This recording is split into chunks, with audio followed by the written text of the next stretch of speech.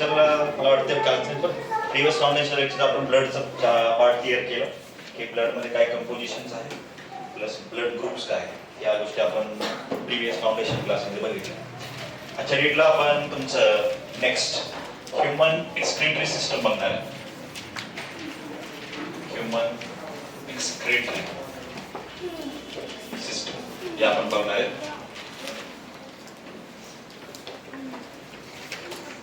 म्हणजेच जे तुम्ही हलकं होतात 1 नंबर आणि 2 नंबर ऍक्च्युअल दोन गोष्टी ते कसे होतात आणि बॉडीमध्ये कसे बनतात त्या गोष्टी आपण आजच्या डेटला बघणार. कळलं? बिलकुल लाजायचं नाही, बिलकुल नाही, आपलंच असतं काम सगळं, बिलकुल असायचं बी नाही आणि काहीच करायचं नाही. बायोलॉजिकल गोष्टीच आपण शिकणार आहे. कळलं? आपण जर म्हणलं व्हेरी फर्स्ट तुम्हाला 2 टर्म्स पहिले मी शिकवणार. That is the very first is your excretion and second is your egestion. मला सांगा हे दोन्ही टर्म्स सेम आहेत का? हे दोन्ही टर्म्स सेम आहेत का? कारण जसं मला माहिती आहे तुम्हाला मी 5 बेसिक लाईफ प्रोसेस म्हणजे 5 गोष्टी शिकवल्या होत्या तुमच्या डायजेशन प्रोसेसमध्ये. The very first was your ingestion, digestion, absorption, assimilation आणि इजेशन असे आपण 5 टर्म्स बघितले होते. बरोबर आहे? ज्यामध्ये जर आपण म्हणलं की एक्सक्रीशन आणि तुमचं इजेशन हे दोन्ही टर्म्स सेम आहेत का थोडे वेगळे आहेत? सेम आहे. सगळ्यांचं मत एकच आहे, सेम आहे, सेम आहे. ऍक्च्युअल मध्ये हे दोन्ही टर्म्स वेगळे आहेत. म्हणजेच काय दोघांचं काम बाहेर काढणंच आहे पण 2 गोष्टी वेगवेगळ्या बाहेर काढतात. म्हणजेच काय की तुमच्या बॉडीमधून युरिन जे बाहेर काढतो ते एक्सक्रीशन प्रोसेस थ्रू होते. तुमच्या बॉडीमध्ये जे काही हार्ड सॉलिड वेस्ट बाहेर जाण्याची प्रोसेस आहे त्याला आपण इजेशन असं म्हणतो. म्हणजे पर्टिक्युलरली जर मी स्पष्ट मराठी भाषेत सांगितलं तर हा 1 नंबर बाहेर काढतो, हा 2 नंबर बाहेर काढतो. अजूनही सांगते, लागायचं बिलकुल नाही. बायोलॉजी शिकायचं आपल्याला, त्यानुसारच आपली मेंटॅलिटी बी ठेवा. ओके? एक्सक्रीशन आणि तुमचं इजेशन दोघांचं काम ऍक्च्युअल मध्ये बाहेर काढणंच आहे. पण एक्सक्रीशन इन द सेन्स की तुमचं युरिन बाहेर काढणं, इजेशन इन द सेन्स की तुमचं हार्ड सॉलिड वेस्ट बाहेर काढणं, त्यालाच आपण सायन्स लँग्वेज मध्ये किंवा बायोलॉजिकल लँग्वेज मध्ये स्टूल्स म्हणतो. बायोलॉजिकल लँग्वेज मध्ये आपण स्टूल्स म्हणतो. ओके? हे दोन्ही गोष्टी तुमच्या डोक्यात गेली पाहिजे. कळलं? सो आपलं आजचं फोकस सगळ्यात मेन याच्यावर असणार आहे, त्याच्यावर नाही. ओके? तुमचा आजचा ओव्हरऑल फोकस हे तुमच्या युरिन फॉर्मेशनचं आणि युरिन एक्सक्रीशनवर तुमचं ओव्हरऑल फोकस असणार आहे.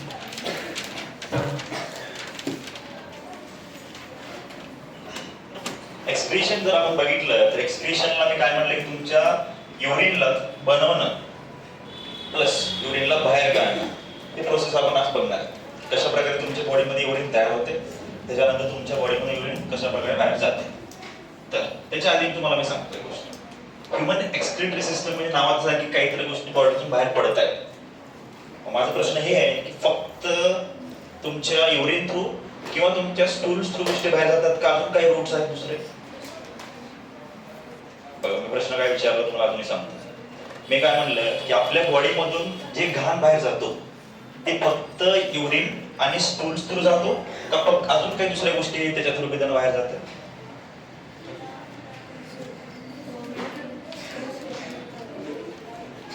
कुठल्या दुसऱ्या गोष्टी असतील मग सांगा बरं जरा मला.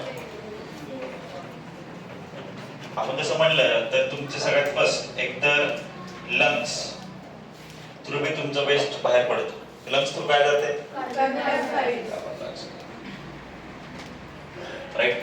तुमच्या नेक्स्ट तुमच्या स्वेट थ्रू, स्वेट म्हणजे घाम, घामा थ्रू बी तुमच्या बॉडीमधून घाम बाहेर पडते. ओके? नेक्स्ट तुमचं किडनी. तुमच्या बॉडीमधून हे 3 वेगवेगळे ऑर्गन्स आहेत ज्यानुसार तुमचं घाण बाहेर पडतो बॉडीतला, म्हणजे सगळं वेस्ट जे आहे ते बाहेर पडतं.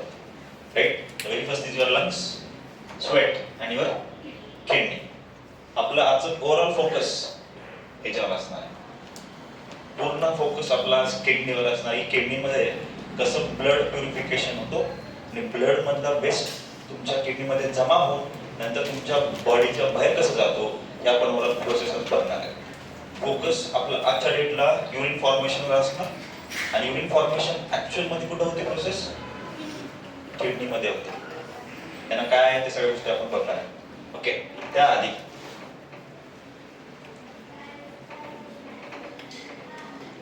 थोडंफार आपण एक्सक्रीशन बद्दल बोलूया.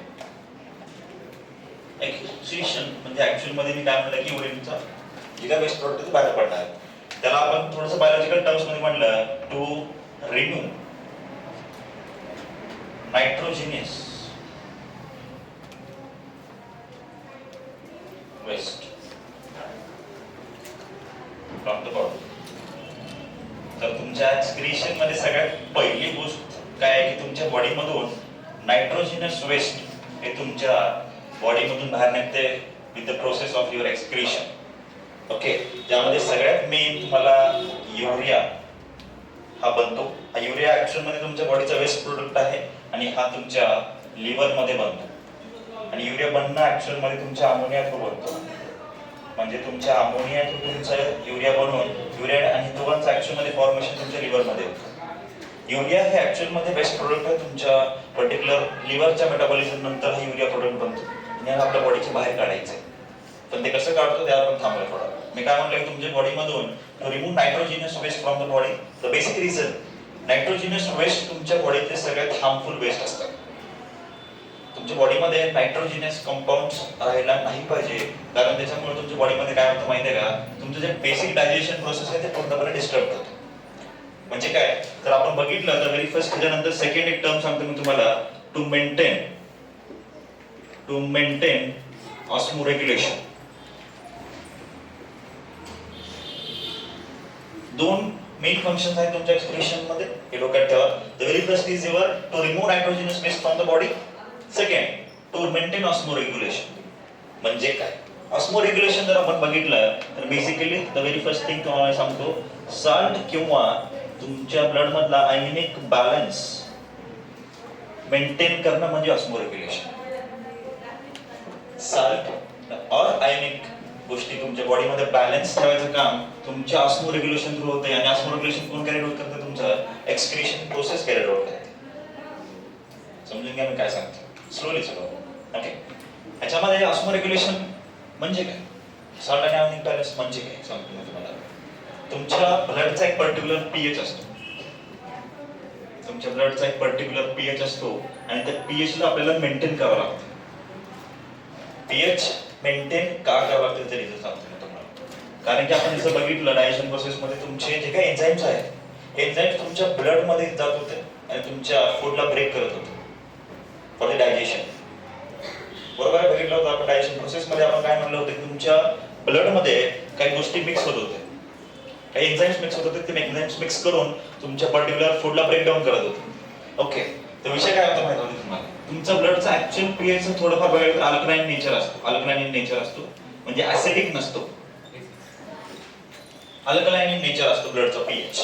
ओके, तो the reason in which blood जर आपण बघितलं तर ब्लड मध्ये जर समजा ऍसिडिक नेचर आला, ब्लड मध्ये समजा मी म्हणतोय की ऍसिडिक नेचर आला समजा. ओके, तर विषय काय होतो माहिती आहे का, तुमचे जे काही एन्झाईम्स आहेत ते पूर्णपणे डिनेचर होतात. Denature of enzymes. Denature of enzymes म्हणजे तुमच्या जे काही एन्झाईम्सची ऍक्टिव्हिटी होती, एन्झाईम्स काय करत होते, तुमच्या फूडला ब्रेकडाऊन करत होते, हेल्प करत होते. तुमचं प्रोटीन डायजेशन आपण बघितलं होतं, कार्बोहायड्रेट डायजेशन बघितलं होतं, फॅट डायजेशन बघितलं होतं. या सगळ्यांसाठी एन्झाईम लागलं होतं आपल्याला. बरोबर आहे, माउथ पासून नंतर इसोफॅगस, स्टमक, इंटेस्टाइन्स पार्ट बघितलं. त्या टाइमला आपल्याला एन्झाईमची गरज होती. एन्झाईम्स काय करत होते, आपल्याला पर्टिक्युलरली ब्रेकडाऊन करण्यासाठी हेल्प करत होते. ओके, मला सांगा जर मी काय म्हणले की तुमचं ऍसिडिक कंडिशन मध्ये तुमचे एन्झाईम्स काय होतात, डिनेचर होतात. डिनेचर होतात म्हणजेच की तुमच्या पर्टिक्युलर एन्झाईमची ऍक्टिव्हिटी कमी होऊन जाते.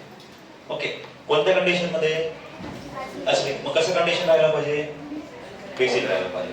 सो हे कंडिशन मेंटेन ठेवायचं काम जे प्रोसेस करते that is your got it. समजलं? ऑस्मोरेग्युलेशन म्हणजे काय, तुमच्या बॉडीतला ब्लडचा